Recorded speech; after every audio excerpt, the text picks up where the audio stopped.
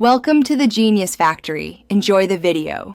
You start by opening the Figma file and focusing on the text you want to change. Click the text layer in the Layers panel or press T and click the text on canvas. This gives you direct control. Once selected, look to the right-hand Properties panel where typography lives. I explain why.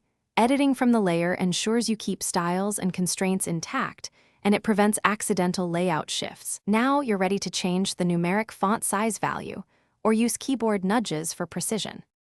Next, adjust the font size precisely in the Properties panel by typing a value or using the step controls. You can nudge with up/down for single-point changes or hold Shift for 10-point jumps. This matters when matching design specs. If text is inside auto layout, make sure you understand how resizing affects spacing and alignment.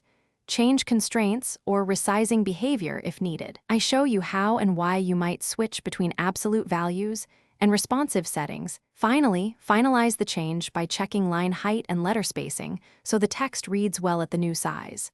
If you need global updates, use styles or edit the master component. That way, variants and instances update consistently. Make sure to test in frames with different widths to verify wrapping. If the size won't change, inspect for locked layers, applied constraints, or a shared text style overriding your edits. Unlocking or detaching the style resolves most issues quickly. Thanks for watching. If you found this helpful, don't forget to like and subscribe.